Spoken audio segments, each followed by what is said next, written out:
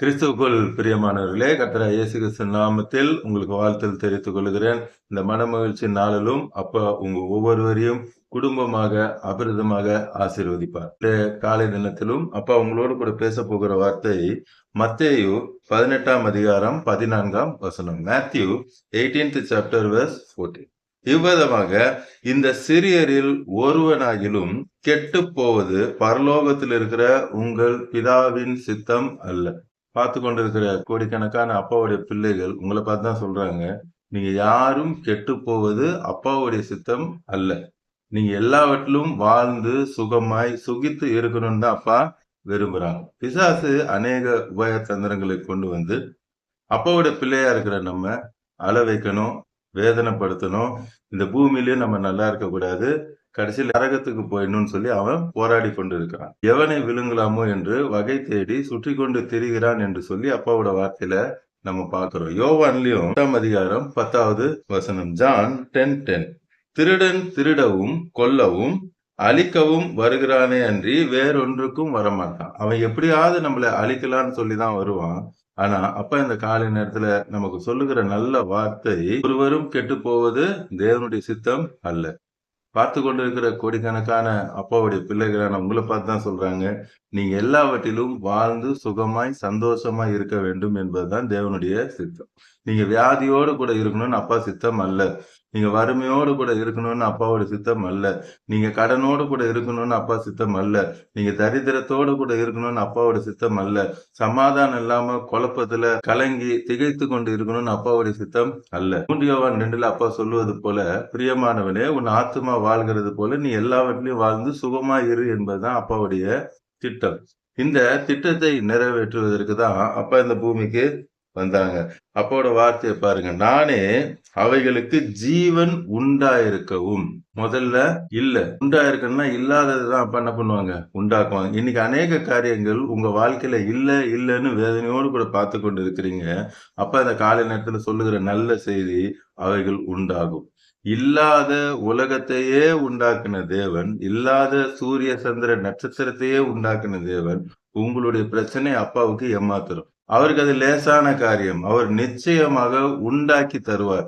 இன்று உங்களுக்கு வியாதி இருக்கா, கிட்னி ஃபெயிலியர் சொல்றாங்களா, ஹார்ட் ஃபெயிலியர் சொல்றாங்களா, பிரெயின் ஸ்ட்ரோக்குன்னு சொல்றாங்களா, அது என்னவா இருந்தாலும் உண்டாக்கி கொடுக்க அப்பாவுக்கு வல்லமை உண்டு. அவர் மண்ணை எடுத்தே மனிதனாக படைத்த தேவன். உங்களுக்கு இருக்க அந்த பலவீனத்தை மாற்ற அப்பாவுக்கு வல்லமை உண்டு. உங்க கடன் பிரச்சனையை மாற்றி உங்க பிசினஸ பழைய நிலைமையை விட 2 மடங்கு 100 மடங்கு அதிகமாய் ஆசீர்வதிக்க அப்பாவுக்கு வல்லமை உண்டு. உங்களுக்கு விரோதமாய் கிரியை செய்கிற எல்லா மந்திர தந்திர கிரியைகளையும் செய்வினைகளையும் ஒன்றுமில்லாமல் நிர்மூலமாக்கி உங்களை எல்லார் முன்பாகவும் உயர்த்தி வைக்க அப்பாவுக்கு வல்லமை உண்டு. பிள்ளைகள் படிப்பு காரியத்துல எல்லாவற்றிலும் அப்பா இல்லாதவைகளை உண்டாக்குவேன் என்று சொல்லுகிறார். இனி எந்தெந்த காரியத்துல உங்களுக்கு பிரச்சனை போராட்டம் இருக்கிறதோ அதை எல்லாவற்றையும் மாற்றி இந்த காலை நேரத்துல நீங்க எதெல்லாம் இல்லைன்னு நினைச்சு பார்த்து கொண்டு இருக்கிறீங்களோ அதையெல்லாம் இருக்கிறவைகளாக நான் கொடுப்பேன் என்று சொல்லுகிறார். அவைகள் உண்டாயிருக்கவும், அதுவும் சாதாரணமா கொடுக்கலையாப்பா. எப்படி கொடுக்குறாங்களா, அது பரிபூரணம் உண்டாக்கவே வந்தேன். அல்லேலூயா. சாதாரண ஆசீர்வாதத்தை கொடுக்க அப்பா வரல, உங்களுக்கு பரிபூரண ஆசீர்வாதத்தை தருவேன் என்று சொல்லுகிறார். இந்த வார்த்தை பார்த்து கொண்டிருக்கிற கோடிக்கணக்கான அப்பாவுடைய பிள்ளைகள் உங்க எல்லாருடைய வாழ்க்கையிலும் பலிக்கும். இது கர்த்தருடைய வார்த்தை. உங்களை பார்த்துதான் அப்பா நேரடியா சொல்றாங்க, உங்களுக்கு பூரணம் அல்ல பரிபூரணத்தை கொடுப்பேன் என்று சொல்லுகிறார். அடுத்த வசனம் பாருங்க, நானே நல்ல மேய்ப்பன் ஆடுகளுக்காக தன் ஜீவனையே கொடுக்குறார். அப்பா சொல்றாங்க, நீங்க யாரு, என்னுடைய பிள்ளைகள், உங்களுக்காக நான் என் ஜீவனையே கொடுக்குறேன். அப்படின்னா அப்ப இங்க வாழ்றதுக்கு தேவையானதை நான் கொடுப்பேனா மாட்டேனா என்று கேட்கிறார். நிச்சயமாக அப்பா உங்களுக்கு தருவார். அப்பா உங்களுக்கு தேவையான எல்லாவற்றையும் தந்து உங்களை நிச்சயமாக ஆசீர்வதிப்பார். எபேசியர் 2ஆம் அதிகாரம் 13ஆம் வசனம். எபிசியன்ஸ் 2nd chapter verse 13. முன்னே தூரமாயிருந்த நீங்கள் இப்பொழுது கிறிஸ்து இயேசுவுக்குள் கிறிஸ்துவின் ரத்தத்தினாலே சமீபமானீர்கள். முதல்ல தூரமா தான் இருந்தோம். அப்பா நமக்காக ஜீவன் கொடுக்குறேன்னு சொன்னாங்கல்ல, நமக்காக ரத்தம் சிந்தி ஜீவனை கொடுத்தார். அப்பாவோட ரத்தத்தினால இப்ப அப்பா கிட்ட எப்படி வந்துட்டோம், நம்ம சமீபமா வந்துட்டோம். முதல்ல தூரமா இருந்த நம்ம இப்ப சமீபமா வந்ததுனாலதான் இந்த காலை நேரத்துல நீங்க அப்பாவோட வார்த்தையை கேட்டுக்கொண்டு இருக்கிறீங்க. சமீபமா வராம நீங்க தூரமா இருந்தீங்கன்னா அப்பாவோட வார்த்தையை கேட்கவே மாட்டீங்க. நீங்க சமீபமா வந்திருக்கீங்க. ஏன் சமீபமா வந்திருக்கீங்க? அப்பா உங்களை பரிபூர்ணம் அடைய செய்வேன் என்று சொல்லியிருக்கிறார்.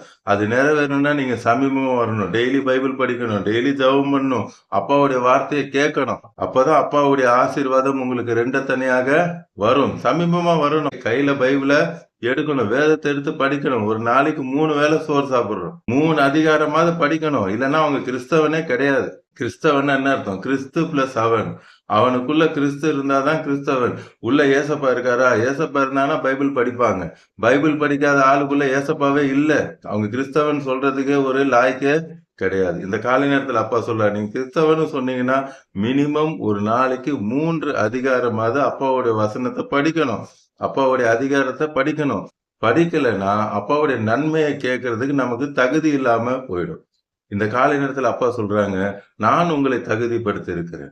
அதனாலதான் நீங்க எல்லாம் இன்னைக்கு அப்பாவோட வார்த்தைய கேட்டுக்கொண்டிருக்கீங்க. 1 யோவான் 1ஆம் அதிகாரம் 7 முதல் 9 வசனங்கள். 1 John 1st chapter 7 to 9. அவர் ஒளி இருக்கிறது போல நாமும் ஒளியிலே நடந்தால், அவர் ஒளியில இருக்கிறார். அப்பா எப்படி இருக்காங்க? ஒளியாகவே இருக்கிறார். நாமும் ஒளியா இருந்து அதுல நடந்தா ஒருவரோடு கூட ஐக்கியப்பட்டு, அப்பாவுடைய வார்த்தை ஒளி. அந்த வார்த்தையை படித்து, அப்பாவோட வார்த்தையை படித்து அந்த வார்த்தையின்படி நடந்தா அப்பா கூட ஐக்கியப்பட்டு இருப்போம். வேதத்தை கண்டிப்பா படிச்சுதான் ஆகணும். அப்பா வேற ஒன்றும் நம்ம கிட்ட கேட்கலையே. கோடி கோடியா சொத்தை கொடுங்கன்னு கேட்கல, கோடி கோடியா எனக்கு காணிக்க கொடுங்கன்னு கேட்கல. அப்பா கேட்கறது, என்னுடைய வார்த்தையை தினம் படிங்க. அப்பாவுடைய வார்த்தையை நீங்க படிக்க ஆரம்பிச்சாலே சீக்கிரமாக நீங்க பாக்கியவனாக பாக்கியவதியாக மாறிடுவீங்க. உங்க எல்லையில இருக்கிற எல்லா பிரச்சனைகள், போராட்டங்கள் மாறும். எல்லா வறுமை, தரித்திரம் போகும். இன்னைக்கு அநேகர் எனக்கு ஞானம் இல்லைன்னு சொல்றாங்க. நான் என்னதான் படிச்சாலும் எனக்கு ஞானம் இல்லை. எனக்கு நல்லா கத்துக் கொடுக்குறாங்க. கத்துக் கொடுக்கும்போது நல்லா புரியுது. அதுக்கப்புறம் திருப்பி செய்யணும், எனக்கு அந்த ஞானம் இல்ல. அந்த ஞானத்தை கொடுக்கறதே ஏசப்பா தான். கர்த்தர் ஞானத்தை தருகிறார். அவர் வாயிலிருந்து அறிவும் புத்தியும் வரும். அப்ப அந்த ஞானம் வேணும்னா ஏசப்பா வேணும். ஏசப்பா வேணும்னா நம்ம பைபிளை படிச்சுதான் ஆகணும். ஏசப்பா தான் வார்த்தை, வார்த்தை தான் ஏசப்பா. அவருடைய குமாரனாகிய இயேசு கிறிஸ்துவின் ரத்தம் சகல பாவங்களையும் நீக்கி நம்மை சுத்திகரிக்கும். அப்பாவுடைய ரத்தம் சமீபமாய் நம்ம கொண்டு வந்தது. இங்க அடுத்து சுத்திகரிக்கிறாங்க. 9ஆம் வசனம், நம்முடைய பாவங்களை நாம் அறிக்கையிட்டால், ஆமாப்பா நான் பாவம் செஞ்சுட்டேன், நான் பைபிள் படிக்கல, நான் ஜெபம் பண்ணல சொல்லி இன்னும் என்னென்ன பாவம் நம்ம செய்யறோம்னு நமக்கும் அப்பாவுக்கு மாத்திரம்தான் தெரியும். அது அப்பா கிட்ட அறிக்கையிட்டால் பாவங்களை நமக்கு மன்னித்து எல்லா அநியாயத்தையும் நீக்கி நம்மை சுத்திகரிப்பதற்கு அவர் உண்மையும் நீதியும் உள்ளவரா இருக்கிறார். இந்த காலை நேரத்துல அப்பா சொல்றாங்க, உங்களுடைய பாவங்கள் சிவேரென்று இருந்தாலும் சரி, இனி என்னால இதை விடவே முடியாதுன்னு சொல்லி அந்த வேதனையோடு கூட நீங்க பார்த்து கொண்டிருக்கலாம். நான் விடணும்னு எவ்வளவு ட்ரை பண்றேன், என்னால முடியல அப்படின்னு சொல்லி நீங்க வேதனையோடு கூட வருத்தத்தோட பார்க்கலாம். இன்றைய தினத்துல அப்பா கிட்ட அறிக்கை செய்யுங்க. ஆமாப்பா நான் விடணும்னு விரும்புறேன், எனக்கு உதவி செய்யுங்கன்னா அவர் உதவி செய்ய வல்லவராக இருக்கிறார். கடைசியா ஒரு வசனம் பார்த்து நம்ம ஜெபம் பண்ண போறோம். ரோமர் 3ஆம் அதிகாரம் 24ஆம் வசனம். ரோமன்ஸ் 3:24. இலவசமாய் அவருடைய கிருபையினாலே கிறிஸ்து இயேசுவில் உள்ள மீட்பை கொண்டு நீதிமான்களாக்கப்படுகிறார்கள். இலவசமாய், இட் இஸ் a gift. அப்பா இலவசமா என்ன பண்ணிருக்காங்க, நமக்கு ரட்சிப்பை கொடுத்திருக்கிறாங்க. அவருடைய ரத்தத்தினால நம்மளை கழுவி சுத்திகரித்து பரிசுத்தப்படுத்திருக்காங்க. இந்த காலை நேரத்துல உங்களுக்கு நல்ல செய்தி. அப்பா அவருடைய ரத்தத்தினால உங்களை கழுவி சுத்திகரித்து உங்களை பரிசுத்தப்படுத்தி உங்களை நீதிமானாக மாற்றி இருக்கிறேன்னு சொல்லுகிறார். 26ஆம் வசனத்துல, கிறிஸ்து இயேசுனுடைய ரத்தத்தை பற்றும் விசுவாசத்தினாலே பலிக்கும் கிருபாதார பலியாக அவரையே ஏற்படுத்தினார். விசுவாசத்தினாலதான் என்ன வரும்?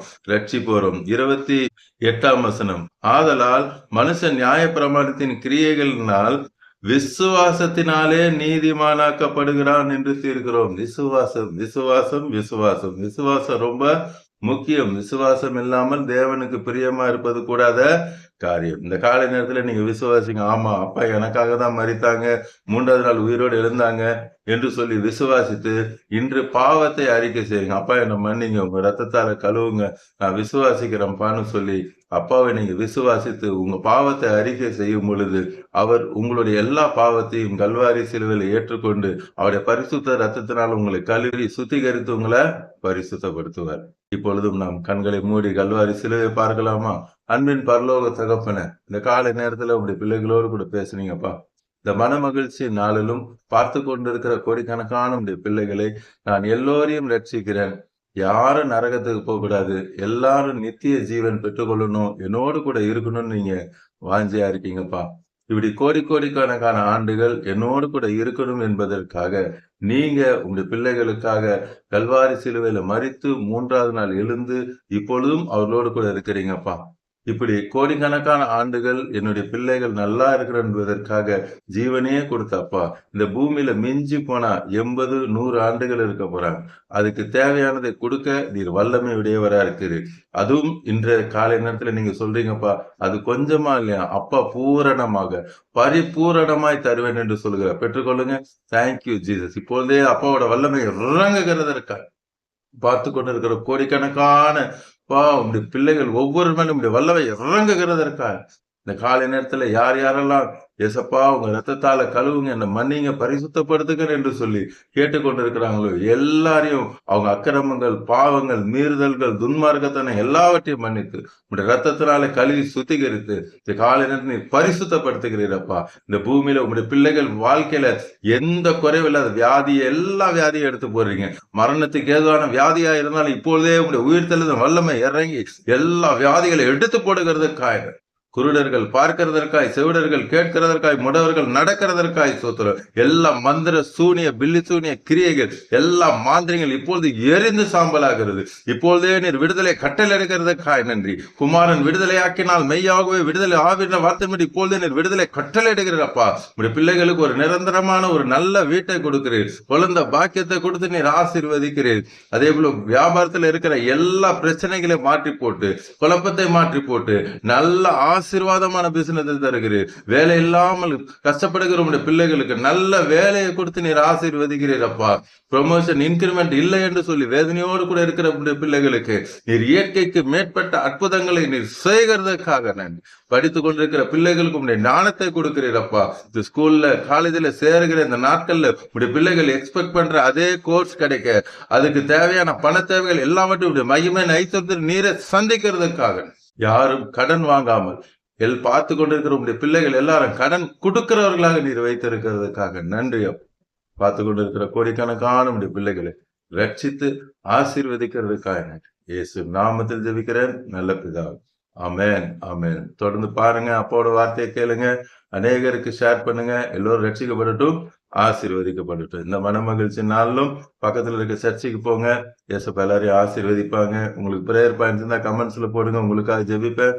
ஏசப்பா உங்களுக்கு அற்புதம் செஞ்சுட்டாங்கன்னு சொல்லி நீங்க சாட்சி சொல்லுவீங்க. God bless you. பிரைஸ் எல்லாம்.